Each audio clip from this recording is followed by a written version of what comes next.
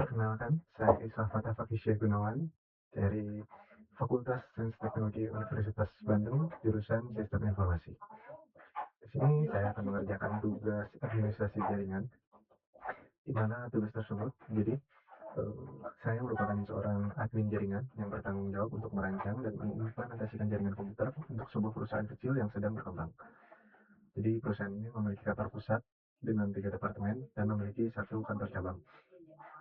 Nah, untuk spesifikasi jaringannya seperti berikut, ada departemen penjualan dengan 50 perangkat, pemasaran 30 perangkat, lalu IT-nya 10 perangkat, lalu ada server 5 perangkat, lalu tersedia juga untuk koneksi WAN-nya, lalu ada kantor cabang memiliki 20 perangkat dan juga memiliki koneksi WAN menuju kantor pusat. IP yang tersedia hanya 192.168.10.024 seperti berikut. Lalu untuk desain subnetnya seperti berikut, lalu ada tabel routing juga. Oke, kita langsung saja. Jadi subnetting ini merupakan proses untuk membagi jaringan besar menjadi beberapa jaringan kecil agar lebih terorganisir. Pada kasus yang ada di soal, jadi kita akan menggunakan metode VLSM karena setiap divisi memiliki jumlah perangkat yang berbeda-beda. Dengan menggunakan metode VLSM ini, alokasi bakal menjadi lebih hemat dibandingkan menggunakan satu subnet. Jadi perencanaan ini harus kita rencanakan dulu. Contohnya seperti ini. Jadi misalkan penjualan yang kebutuhan awalnya membutuhkan 50, jadi kita kasih cadangan 10, jadi totalnya itu 60. Lalu ada pemasaran 30, kita kasih cadangan 10, lalu totalnya jadi 40. Nah, lalu untuk menentukan subnetnya ini, kita menggunakan rumus 2 pangkat N dikurang 2. Jadi lebih besar daripada jumlah host, harus lebih besar jumlah hostnya. Contohnya ini untuk host penjualan. Ini ya, divisi penjualan. Butuhnya itu 60 host, maka rumus yang kita gunakan adalah 2 pangkat 6 dikurang 2 sama dengan 62. Jadi kita menggunakan /26. Nah, di sini saya menggunakan subnet mas reference ya untuk menentukan maksimal dari mas dari panjangnya itu. Ini contohnya yang tadi 2 pangkat 6 itu 64 maksimal hostnya, lalu kita menggunakan /26 seperti itu. Jadi kita langsung saya di sini kita masukkan untuk subnet masnya.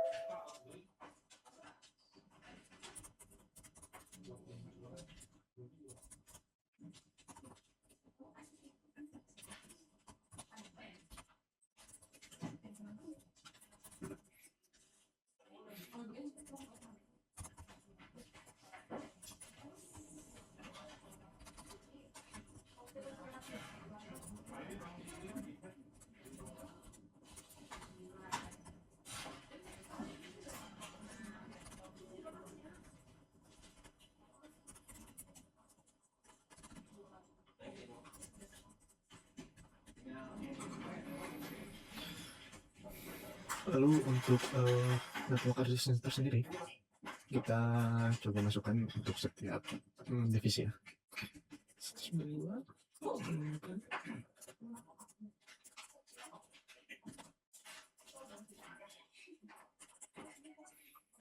Nah, jadi untuk IP-nya ini kita pakai sesuai host yang akan dipakai. Contohnya di sini dari 192, 168, 10, 1 sampai 192, 168, 10, 6, 62.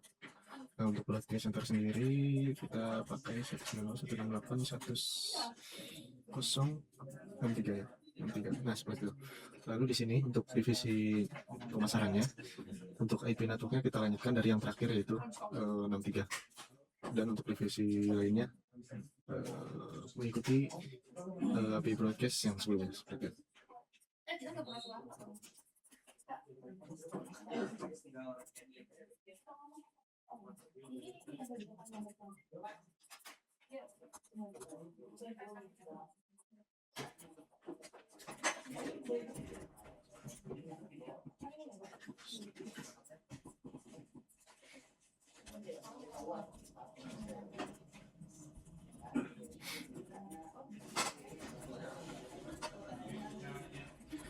Nah, di sini kenapa untuk usable range-nya itu tidak sesuai kelas, karena subnet yang tadi,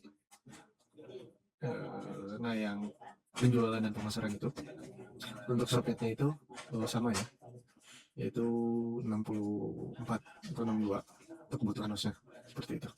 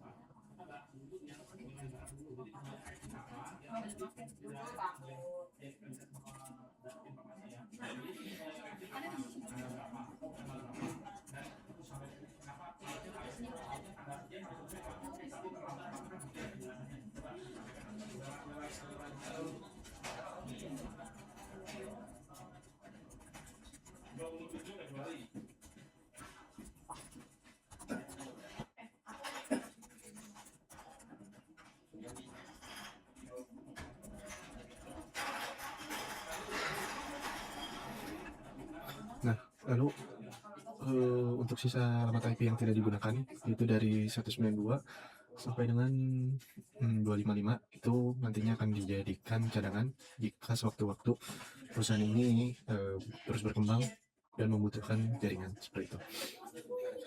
Jadi dari hasil subnetting ini, setiap divisi akan mendapatkan subnet yang sesuai dengan kebutuhannya, lalu tidak akan menjadi pemborosan IP.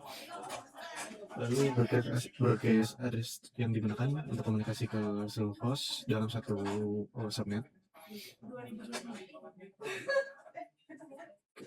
Lalu yang berikutnya kita akan coba membuat tabel routing. Nah, routing ini merupakan proses menentukan jalur pengiriman data antar jaringan. Karena kantor yang saya miliki ini memiliki dua kantor, yaitu kantor pusat dan kantor cabang, maka diperlukan router untuk menghubungkan antara kedua kantor tersebut. Jadi pada kasus ini routingnya masih harus secara manual karena jaringan yang digunakan masih sederhana, terus mudah dikontrol dan juga tidak memerlukan protokol routing yang terlalu dinamis. Lalu untuk alamat IP1 yang kita pakai adalah sisa dari IP yang tadi tidak dipakai ya, 192, 168, 10, 193, lalu yang cabangnya 192, 168, 10, 194. Nah, seperti itu. Lalu di sini untuk routingnya, tabel routingnya, kita akan coba untuk membuat tabel routing yang berada di kantor pusat terlebih dahulu. 192, 168 untuk destinasinya kita masuk ke kantor yang cabang ya, 192, 10, 128. Nah, yang cabang itu tadi ada di, nah ini ya, yaitu 128. Jadi kita masukkan di sini 128. 255, 255, 255, 24, 24. Nah, untuk next hop-nya itu adalah tujuannya. Jadi kita masukkan alamat IP kantor ini. Alamat router dari si cabangnya untuk next hop-nya. Nah, ini keterangannya menuju kantor cabang. Seperti itu. Lalu sekarang kita lanjutkan untuk kantor tabel routing yang ada di kantor cabang. Seperti yang tadi, destinasi tujuannya karena di kantor pusat itu ada 4 divisi, jadi kita harus memasukkan 4 ke alamat IP-nya atau alamat jaringannya. Itu.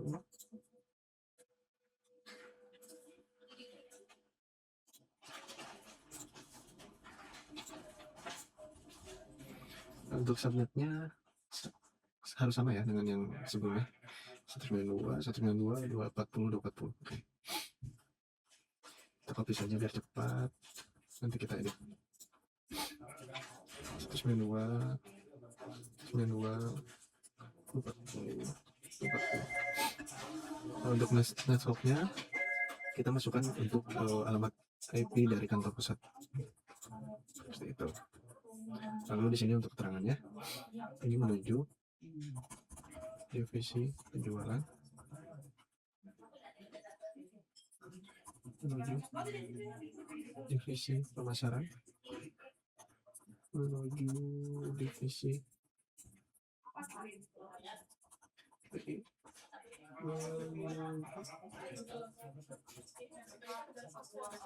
server kantor pusat. Nah, seperti ini.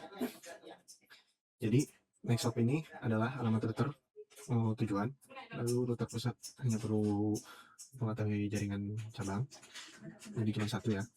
Router cabang harus mengetahui semua router atau semua jaringan yang ada di kantor pusat, seperti itu. Jadi kesimpulannya, dengan perancangan jaringan yang seperti ini akan membagi jaringan menjadi beberapa subnet menggunakan metode VLSM sehingga penggunaan alamat IP menjadi lebih efisien.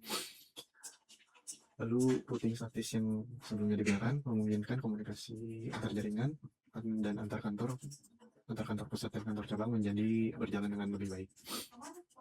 Seperti itu. Mungkin sekian dari saya.